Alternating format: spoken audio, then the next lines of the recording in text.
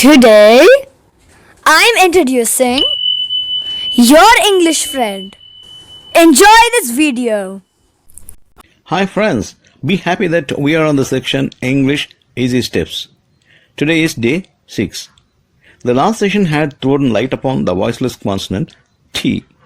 Now we shall discuss its voice counterpart D. It is one of the most pronounced sounds in our day-to-day communication. This consonant is pronounced as D in English. The sound is made through the mouth. It is voiced. The local cord is vibrated to make this sound. You can say it in Tamil. இந்த ஒலியை கொண்ட சொற்களை உச்சரித்து பேசுறது கம்பீரமா இருக்கும். Listen to the following example words.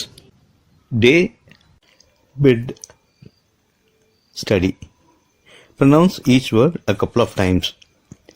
Day. There is no problem. Next word. Bed. As usual, the word ending with a voice consonant is pronounced well. Now the last word. Study.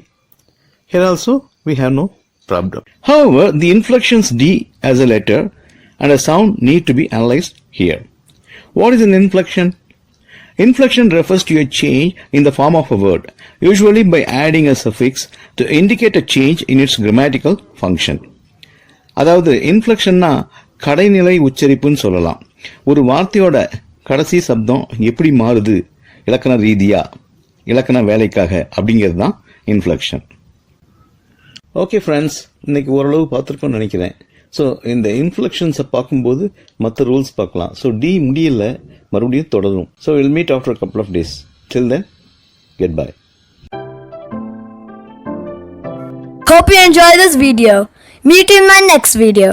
Bye everyone.